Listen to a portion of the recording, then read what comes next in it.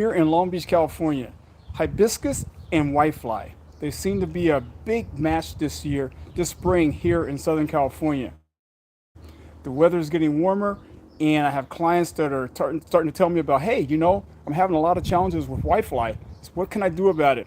So I have one job site over here in Long Beach where we installed hibiscus years ago, and I was coming over to do a spring fertilization and to get everything stimulated up for the growing year ahead.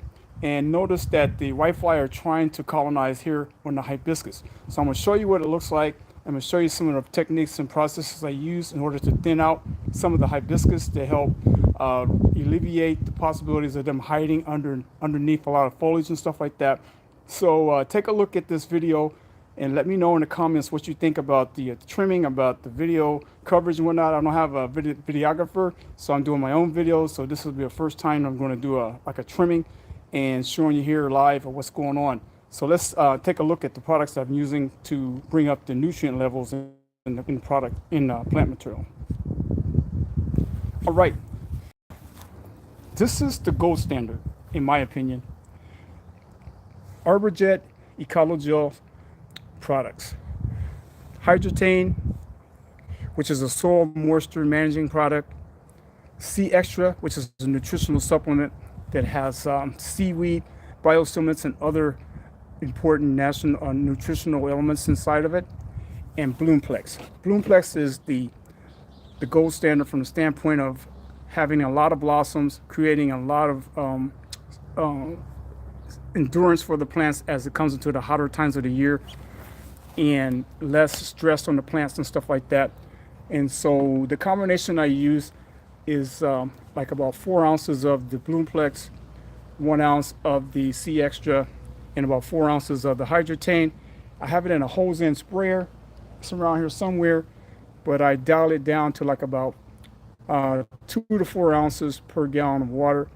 And I have like a shower head applicator that I applicate on all the plant material, the root base, and saturate it really well so that it's well covered with this combination of product. I usually apply these products about once a quarter for certain clients that we've done landscape projects with. This is really good. This is really good. If you have plants that are having problems with growth, with green and vigor, your C Extra is going to be the product. Here on the West Coast, and especially in California, it's known as C Extra. But in other parts of the United States and other parts of the world, in other countries, it's known as Cytogro. Here in California, it has to be labeled differently, so it's labeled under the C Extra name. But if you order it in other parts of the country or want to find it, it's called Cytogro. Okay. Now the Hydrotane, this bottle here will cover pretty much 3,500 square foot of lawn area or bedding. It's good for lawns, trees, shrubs, vegetables, flowers, pretty much anything that requires water. This is going to be your product. This product here helps reduce watering by about 50%. What it does, it creates, it converts the water vapor over into usable water droplets for the roots at the plants. You put this on, you apply it like about once every 90 days, and it's good in the soil. It's not a polymer from the standpoint of holding water in the soil matrix. It's basically it goes as a film on the roots, and it pulls the water vapor towards it and converts that water vapor over to usable water droplets. And so you don't waste any water from evaporation and from gravity. It pulls that water vapor between the soil particles towards it and coats the roots. So this is a fantastic product. I'll have a link down in the description that tells you where you can be able to order this, and also the link that shows you more information about the Hydrotane. But this is known worldwide. A lot of it was discovered down in Australia, where they used it to the powdered form in order to reduce the amount of dust on the mining roads there. That's how it was discovered. And the inventors of it here in the United States, they converted it over to a liquid form and also in a dry.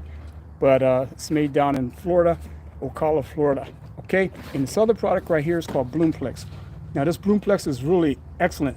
It's great for enhancing blooming. It promotes the establishment of flowers.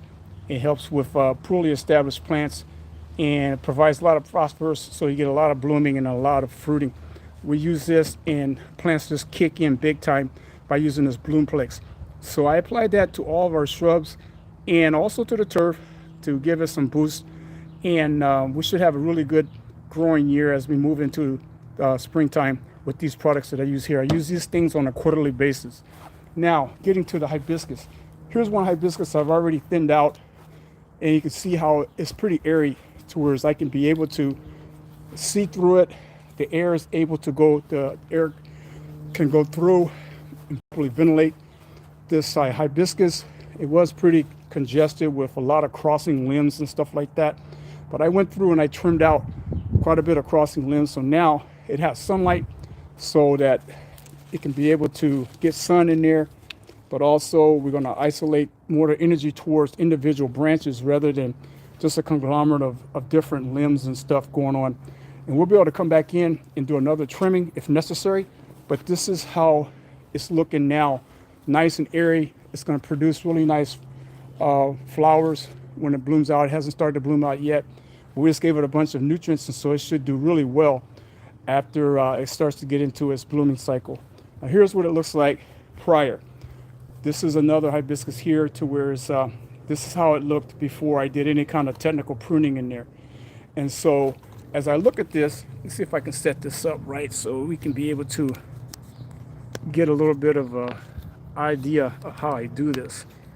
So bear with me here as I try to get this thing situated and set up. Come on now. When I be able to build up my channel, I'll be able to have me a videographer. Now hopefully the wind doesn't blow this bad boy over. What I'll do is go like this, and hopefully you'll be able to see. So that way I won't have anything blow off on me or rock away. All right. So as I look at this, I'm going to come in and get rid of a lot of these branches that are kind of hiding the middle of the plant.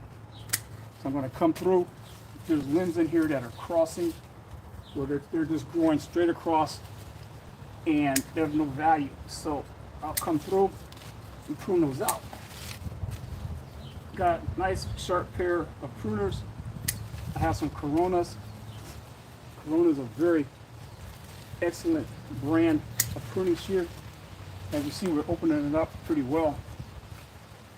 Just kind of searching it out, find out what branches are crossing, and opening it up. Sometimes you got to get down in there to get to start cutting. You got to cut your way in order to get to where you want to get in to see what's going on. But as you can see, that's why I thought that wind, man, it comes in off of the beach because where I'm at, it's not too far away from the ocean. So let me check things, make sure I got a little bit of leverage going on there.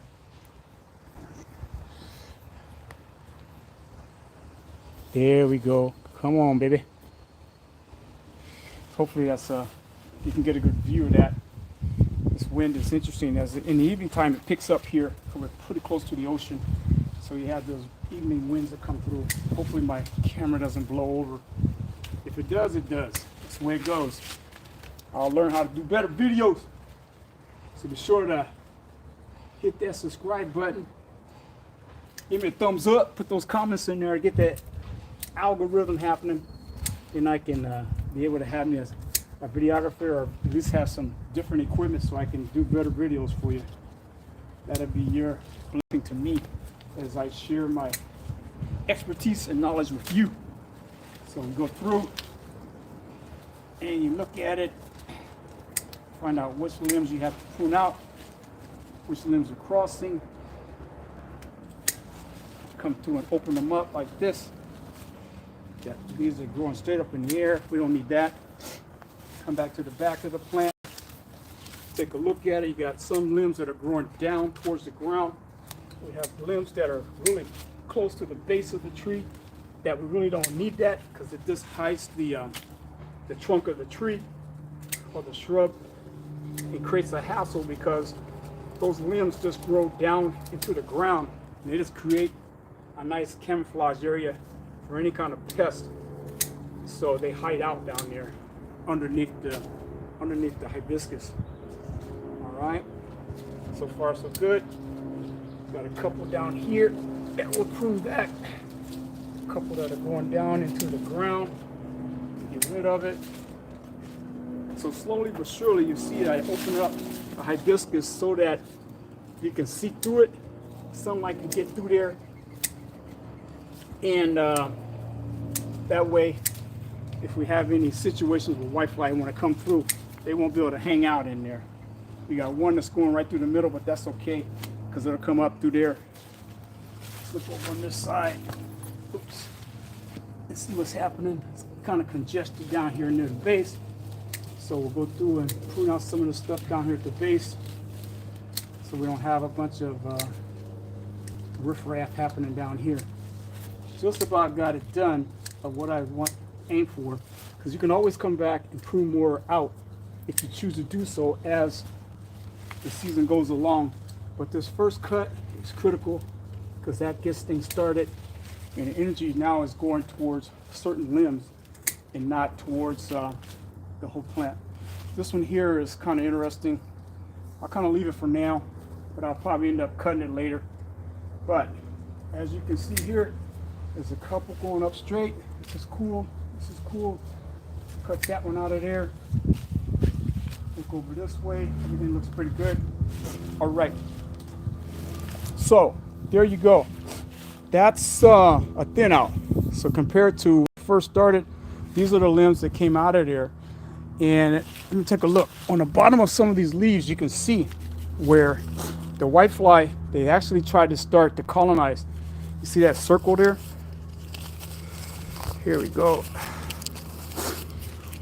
There you go. See on that circle? They have this little circle going on to where it's, that's how the whitefly is starting to do their thing. They'll spin like a web around there and start to colonize. And so some of these limbs that were cut off, that were on the bottom, they're actually getting early signs of whitefly. So now I can come in and do some safer insecticide soap. Check that out. Do some safer insecticide soap and actually clean down underneath these plants. And that way we can be able to do a little bit of preventative on there. But that's how I do it here.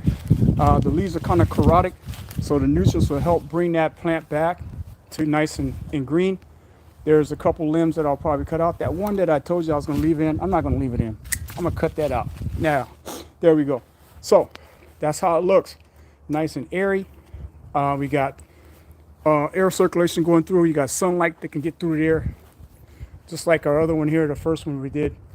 We have another one that's down here that I'm not going to get to today, but we're going to do a similar situation with this one here. We'll thin it out so it'll be nice and airy in there, and then the blossoms will be more robust because the energy is going to a smaller group of plant material and not to just a group of mass. So there you go. That's your little pruning lesson, and also some information about hibiscus and what to look for when they start to do their thing and colonize on your hibiscus. And getting some nutrients down there. I will bring in some worm gold and spread down as a compost around the base of the hibiscus, and that's going to help when the plant takes up the worm gold in the system. It'll be more like a systemic type of preventative measure, because the whitefly, like I mentioned in the last video, they don't like the taste of that worm gold or anything when they try to get the nutrients out of the leaves. And so I'll have some worm gold that I'll put down here in the next couple of days when I come back. Okay, so put in the comments, please, what you thought about this video, about this little demonstration of what I did and showing you how to thin out your hibiscus, about the information about the hibiscus, any tips you may be able to give me that you've used to help reduce whitefly and hibiscus, and any kind of care to help get the plants up and robust. You're here to share with me, and I'm here to share with you, because I'm your landscaping coach. Thanks for watching. Be sure to, if you haven't already subscribed, hit that notification bell so when videos like this come up, you can be able to check them out and let me know what you think. Please share it. That's with the algorithm. Thanks. See you in the next video.